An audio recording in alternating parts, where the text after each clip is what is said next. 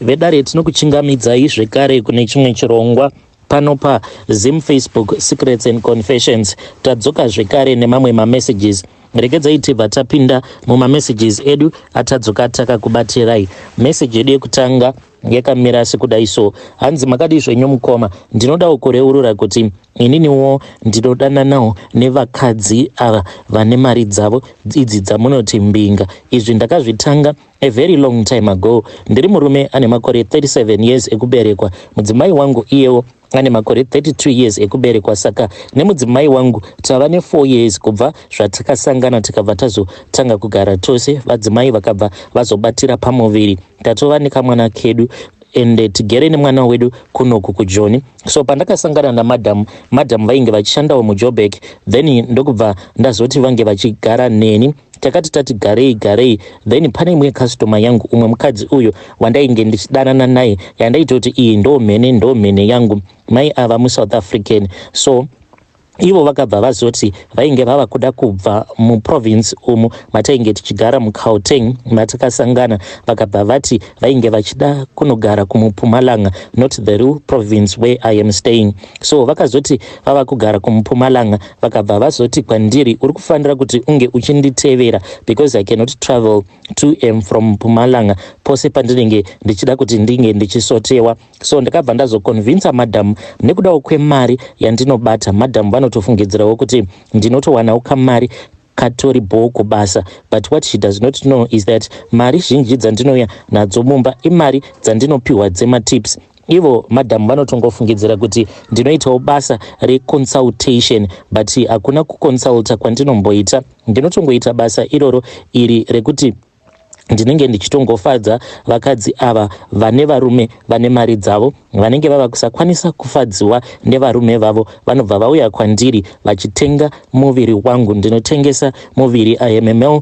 prostitute. So ndakabva ndazoteerera mukadzi uya nekuda kwekuti ndo yandaitoverenga ndichitotemba nayo ndichiti uyu ndiyo mbinga yangu. Then ndokubva ndazotanga kugara nemukadzi wangu kumuPumalanga, but zvakazoitika ndezvekuti mukadzi uyu manje akabva azongotanga kungondikawadha. Dzimwe nguva aikwanisa kungoti akanditi ndikuda kuti unge uchienda kuhotel nenguva dzakati, ndaiti kana ndikasvika pahotel paya ndikatoenda kwacho kuroom uko kwaanenge agara abhuka, ndaibva ndazoita usiku hwose ndakangomumirira. Zvino zviri zvinhu zvekuti zvainge zvava kutondipa loss because ainge asingandibhadhari. Aikwanisa kuzotokufonera late over ati apologies, I can't come because something has come up. Kuti ndinge ndichimuti chindibhadharawo aibva anditi kukubhadhara chii because hauna basa rawashanda. So ndakatoona kutoti panapa zvainge zvadhakwa. Ndokubva ndazotanga kupinda mustreet ndikabva ndatanga kuzvitengesa muviri wangu zvekare nekunana Telegram nemamwe masocial media platforms, ndichingotagetawo vakadzi vandinenge ndichiona kuti ava imhene. Zvekare kuFacebook kwangu ndine page rangu rekuti kana ukazotoona mukadzi ava kusecha page rakadaro pane zvaanenge achitotsvaka, uye paprofile picture ndakatoisa zisikarudzi rangu rekutoti kana wega unotoona kutoti uyu ndiye anonzi murume uyu. Saka kana ukatongoona mukadzi andisendera friend request, mostly vakadzi vanondisendera mafriend request vanosenda nemaghost account, tobva tachizotanga manje kutaura. Iniwo ndinoziva kuti vakadzi vane mari chavanonyanyasukuda chii the moment yavanotanga kutaura nevarume. So when I introduce myself as a male prostitute, aiwa zvinhu zvinobva zvatongofamba bo. So ndo basa rangu randinoita. Ndakati ndiriko kumuPumalanga ndikabva ndaona kuti business was really running low apa mustreet mainge makaita kuoma. I then spoke with some of my guys avo vandainge ndichishandidzana navo pandainge ndichimbogara muJoburg.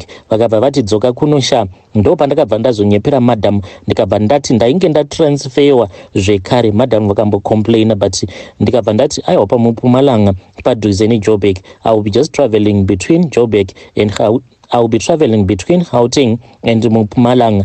Then madam vakabva vabvuma paya. Nanhasi uno madam havatozvizivi kutoti iri ndo basa rangu randinoita iri rekuzvitengesa muviri wangu muJoburg. So ndakazoti ndadzoka kuJoburg ndikabva ndaramba ndichingoendererawo mberi nebasa rangu iro randinoita rekutengesa muviri wangu, ndo pandakabva ndazobhukiwa neumwe mukadzi. Mukadzi uyu akandibhuka iye ainge ari wekuGhana, a single old lady, zvekutoti ndainge ndisitomborina kana mafeelings naye, but ndakatoita zvekutokerenga chaiko kuitira kuti ndinge ndichimusatisfya. Mukadzi uyu aifanira kuti ange achizokecha umwe uyo murume wandinoshandidzana naye muSouth African, but unfortunately on that night akabva ati ainge asingakwanise kuti ange achizova nayo chembere iyi yekuGhana because his parent had passed away, the mom, so he could not go to that hotel. Akabva ndipa madigits echembere iyi yekuGhana, ndokubva ndazoenda kuya kuhotel.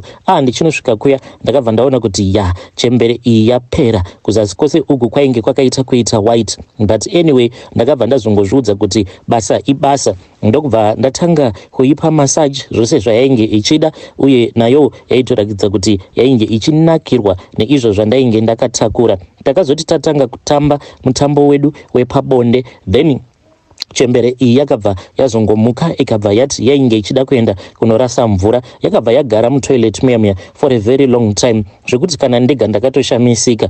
Ndakazoti ndichiitevera kutoilet ndokubva ndazoishaya, but pandakazodzoka muroom ndakabva ndaiona chembere iyi yainge yakatorara pabed paya. Ndokubva tazoenderera mberi, ndikabva ndaenda pamusoro, ndikabva ndatanga kushanda basa rangu, ende iyo yakatoti you have impressed me. Ndokubva yazondipa mari. Saka mari iyo yandakapiwa nechembere iyi, iyo inokwana kuita 16,000 rands for only one night. Zvinova zviri zvinhu zvekutoti zvakabva zvatondishamisa, because ndainge ndisina kumbogara ndakapiwa mari yakawanda kudaro, kungoita munhu ka1 obva wapiwa mari yakawanda kudaro. So ndakati ndapiwa kamari kangu nekamwe kamari kandainge ndinako, ndikabva ndati regedzai ndinge ndichimboenda kunoona mhuri yangu. Ndakabva ndazodzokera kumba kuMpumalanga, ndokubva ndazotorana nemudzimai wangu ndikati at least kamari katiinako aka tiri kufanira kuti tinge tichimbodzokera kumusha. Kana tadzokera kumusha tombonoitawo madevelopments 1-2 painge pasitomborina kana chainge chakaipa. Takabva tazoenda kumusha tikanosiya tagadzirisawo ma1-2 awo ainge achida kugadzirisiwa. As someone who had gotten married at a young age, ndainge ndisina kana kumbogara ndakawana mukana wekuti ndinge ndichivaka. Sanhasi uno nditori nekamba kangu kandakatovakisa nemari iyi yandakapiwa nemukadzi uyu wekuGhana. But zvakazoitika ndezvekudai, so takati tiri kokumba madhamu, pane umwe musi wandakazongopepuka madhamu vari pakati pekudya sikarudzi yangu. Ivo vakati vainge vatova nechinguva chakati vachizama kungokerenga sikarudzi yangu, but zvainge zvichiramba. Zvinova zviri zvinhu zvekutoti zvakatovanetsawo kuti what is going on, because vanotoziva kutoti ndiri munhu anotodhonza chaiko panguva dzebonde, uye handina kana dambudziko when it comes to my manhood, haitomborina kana problem. But usiku ihwohwo zvakatoramba kutoramba, but ndakazoti ndakarara the next night ndo pandakabva ndazorota chembere iya yekuGhana. Ikabva yati kwandiri, inini ndini ndiri kukonzeresa kuti sikarudzi yako ishaye simba. Ndikabva ndati why wandiitira utsinye hwakadaro? Chembere iya yakabva yazoti kwandiri, nekuti ndinoda kuti unge uchizova murume wangu. Zvino dambudziko mukoma nderekuti mukadzi uyu achembera. Iye akabva azonditi I am going to give you time to think about it, but kana ukazondinonokera ndichazosvika pakukudambura musana. So I don't know what she means when she say kuti ndichazosvika pakukudambura musana. Zvaizvezvi anongorequesta maservices angu, ende chinondirwadza ndechekuti when I go to sleep with her ndinotongoenda kunorara naye mahara, handisisina kana chandinopiwa. Apa anokwanisa kuti 3 times a week anenge achitorequesta maservices angu achiti ndiri kufanira kuti ndinge ndichienda kunosangana naye kumabookings, ende ndinobva ndazongodzoka ndisina kana chandinenge ndakabata. Ndinokumbirawo kuti vedare renyu kana kuinewo vanozivawo mishonga yandinokwanisa kushandisa, uye kana kuine vanozivawo vana madzibaba vanowanikwawo muJoburg, because pari zvino handichatokwanise kushanda nekuda kwekuti sikarudzi yangu dzimwe nguva inokwanisa kuti paya pandinenge ndine client yangu sikarudzi yangu inobva yatonyarara zvayo kutotonhora. Apa ndiyo yandinotorelaya nayo kuti ndikwanise kuchengetawo mhuri yangu. Dare ndo message iyo yandakatumidzirwa ichibva kuna mukoma vedu. Naimi zvazvakangooma hazvo veduwe, zvakaoma asi ngatitaureiwo navo mucomment section. Hey, regedzai tibva taenda panyedu inotevera. Nyedu inotevera yakamira sekudai so. Hanzi makadi zvenyu mukoma, ndinokumbirawo kuti munge muchindiposterawo nyaya yangu makaviga chitupa changu. Inini ndiri murume ane makore 29 years ekuberekwa. Ndinodawo kukuudzaiwo nyaya iyo yakaitika kwandiri apo pandainge ndiri form 4. Kana nanhasi chimhuka chandakasangana nacho handitombozivi kuti chimhuka chakaita sei. So mukoma, zvakaitika ndezvekudai so. Takati tiri busy zvedu tichitotamba, tainge tichitamba pamba peimwe friend yangu. So zvataita ndezvekuti taiti paya kana kuri kunzi bhora rikakaviwa rikaenda kunext door, taipanana maduties ekuti iwewe yava 10 yako kuti unge uchienda kunotora bhora. So ipapo bhora rakabva razokaviwa mudenga ndokubva razoenda kunext door, ndokubva ndazotanga kumhanya ndichienda kunotora bhora riya. Zvino pamba apa vamwe gogo vainge vachigarapo pamba ipapo vainge vasingatombozvifarire izvo zvatainge tichiita. Vaitoti dzimwe nguva kana tichitamba zviya vaitotitaimira, vakangoona bhora rauya muyadhi mavo, then vaibva vazoritora bhora riya vobva varipisa kana kuzorichengeta kuzonosvika vabereki vedu vabva kubasa vobva vazotiripotera. So ipapo zvandakaita ndezvekuti ndakabva ndazonojamba jirawo, but ndakaita zvekutaimira ndikabva ndaenda nekuseri kwemba. Imbwa dzepo ndainge ndisina kana basa nadzo because dzainge dzichitotiziva. Ndo pandakabva ndazosangana nechimwe chipuka chandisingatombonzwisise kuti chipuka vani ichocho chandakasangana nacho. Ndakati ndichifamba ndiri mumuyard mavo gogo ava, ndakabva ndazosangana neimwe yainge yakaita kunge kamba, asi chakandinetsa ndechekuti kamba iyi yaitova ine makumbo emunhu, yainge itori nemusoro wemunhu ichitofamba. Kamba iya yakabva yazongonditarisa ndokubva yazongoramba ichingoenderera mberi nezvayainge ichiita. Ndo pandakabva ndatoona kutoti bhora riya rainge ririmo mumakumbo angu. Ndikabva ndazomhanya paya ndichikwira jirawo ndokubva ndazodzokera kumafriends angu, asi ndichimhanya ndichidzokera pamba pebest friend yangu uko kwainge kuine mafriends angu ainge akandimirira. Ndainge ndichitonzwa kuda kutosvika ndichivaudza kuti ndozvandainge ndasangana nazvo pamba pagogo ava, asi chinondinetsa kusvika muzuva ranhasi ndechekuti ndakabva ndakanganwa kuvaudza, ende nanhasi uno gogo ava vachiri vapenyu. Chinondinetsa ndechekuti each and every time pandinenge ndiri padheni kumaraini ekwedu, gogo ava vane kamwe kamutarisiro so kavanondiita zvezvo zvekuti vanoita sekunge vanondisema, but at the same time vachiita sekunge vanonditya. I have never told anyone this story. Ndoke kutotangawo kutokuudzaiwo nyaya iyi, the thing that I saw. Zvimwe kuda kune umwewo akambosanganawo nechimhuka ichi chandakasangana nacho chainge chakaita kunge kamba, but chiine makumbo emunhu uye chiine musoro wemunhu. Munhu wacho ainge ari munhurume. Ndokubva achazotongonyangarika mushure mekunge chanditarisa. Please post my own story mukoma. Hei vedare ndo message iyo yandakatumidzirwa ichibva kune mwanakomana uyo. Ndo spiritual encounter iyo yavakasangana nayo. Naimi zvazvakangooma hazvo veduwe. Regedzai tibva taenda panyedu inotevera.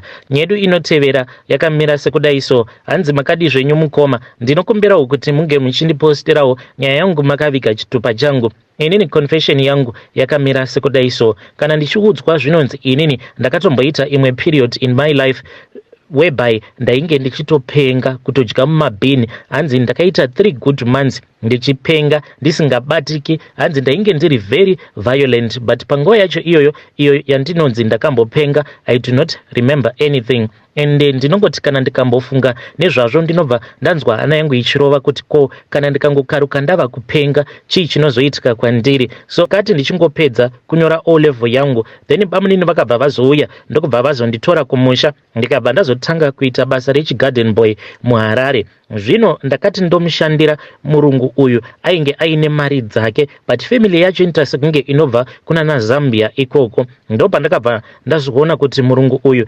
aigara aine mari yaanenge akangochengeta motikari. Ndakabva ndazoba first day ndakaba 10 US. The following day ndainge ndichingowedzera kudzamara ndava kutoba ma$500 US. Pari pamwe manje pandakazoti nhasi ndiri kufanira kuti ndinge ndichitongorova pakuru, then I can see kuti what can I do nemari iyi. Ndaike ndava kutofunga kutotanga katakshop kangu kumusha, ndakabva ndazobhagura iri $1.5 US. Mukoma mari iyi ndakazoita gore rose ndiinayo. Ndaiti kana ndikatenga chandinenge ndatenga mari iyi paya pandinenge ndazodzokera kumba ndaibva ndazoona kuti mari iya inenge iri mumba. So pandakaona kuti ndo zvainge zvichiitika, ndo pandakabva ndazodzorera mari iya. Ndichinodzorera mari iyoyo musi wandakaidzorera mumotikari, ndo pandakabva ndazotanga kupenga, and I don't remember kuti ndakatanga sei kupenga, but pandakazopepuka ndainge ndatova kumusha. Amai vangu vakatotanga kutochema mushure mekunge ndatanga kuvabvunza kuti ko mama, kundiripi chii chiri kuitika kwandiri. So ndo zvakaitikawo kwandiri izvi mukoma. Vedare ndo message iyo yandakatumidzirwa ichibva kuna mukoma vedu. Ngatitaureiwo navo mucomment section. Hanzi ndakambopenga for 3 months and I do not remember anything, but I suspect kuti pandakabira boss vamwe vandainge ndichishandira vekuzambia, I think kuti ipapo ndo pakatangira ma problems ose. Yo